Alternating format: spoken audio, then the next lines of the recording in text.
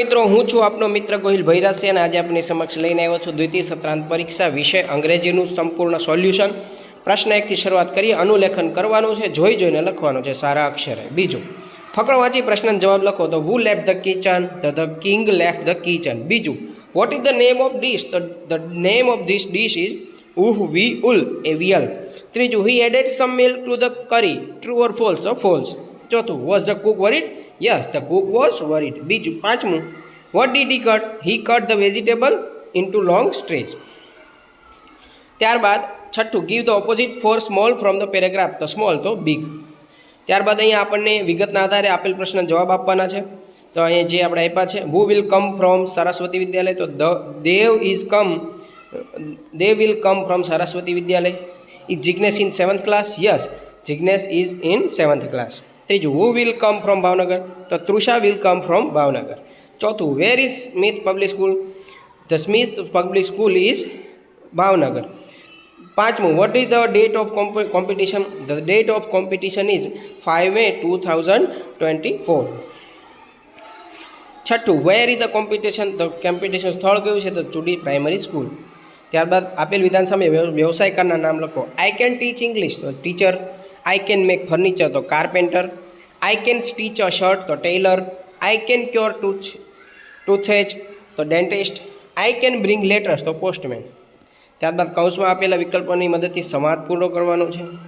તો Mafatlal hello Chhaganlal, Chhaganlal hello Mafatlal where are you going, Mafatlal I am going for a walk, Chhaganlal what is there on the grass, Mafatlal an egg, Chhaganlal give me that egg please, Mafatlal here it is, why do you want this egg, Chhaganlal it is very useful. ત્યારબાદ કૌંસમાંથી યોગ્ય સંબંધ પસંદ કરી ખાલી જગ્યા પૂરવાની। પહેલામાં આવશે in, બીજામાં અંડર, ત્રીજામાં ઓન, ચોથામાં ઓવર અને પાંચમામાં નિયર।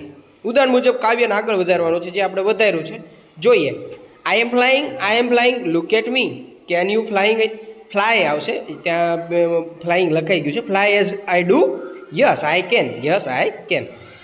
ક્વેશ્ચન નંબર 8, કૌંસમાં આપેલા શબ્દનો ઉપયોગ કરી ખાલી જગ્યા પૂરો। તો પહેલું છે સેકન્ડ, બીજું ફિફ્થ, ત્રીજું ફર્સ્ટ, ચોથું 7th અને પાંચમું 8th।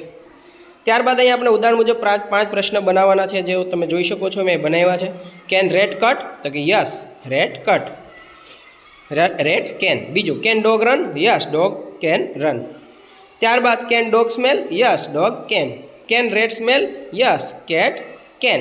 ત્યારબાદ can bat walk, no bat can't, can bat run, no bat can't. ત્યારબાદ ક્વેશ્ચન નંબર 10, વિરામચિહ્ન મૂકી એ વાક્ય ફરી લખવાનું છે। તો વિરામચિહ્ન મૂકીને વાક્ય ફરી લખ્યા છે। પહેલામાં આવશે પ્રશ્નાર્થ, બીજામાં વિરામચિહ્ન છેલ્લે આવશે, ત્રીજામાં ક્વેશ્ચન માર્ક, ચોથામાં Hem is not at home, એમાં લાસ્ટમાં આવશે પૂર્ણવિરામ, પાંચમાં ઓહ પછી ઉદ્ગાર ચિહ્ન આવશે। આ રીતે કરવાનું છે। ક્વેશ્ચન નંબર 11, યસ્ટરડે અને ટુમોરોમાં વર્ગીકૃત કરવાના છે। તો ધે ક્રોસ ધ બે ઓફ ખંભાત, તો યસ્ટરડે। બીજું I will learn sky gazing, તો tomorrow. I enjoyed all the seasons, તો yesterday. I will have healthy food, તો tomorrow. I will teach my student, તો tomorrow। તો મિત્રો આ રીતે ધોરણ 6 અંગ્રેજી વિષય પેપરનું સંપૂર્ણ સોલ્યુશન તમારી સમક્ષ રાખ્યું છે। આશા છે તમને પસંદ આવશે। નવા વિડીયો સાથે ફરી પાછા મળીશું, ત્યાં સુધી જય હિન્દ, જય ભારત, જય ગુજરાત।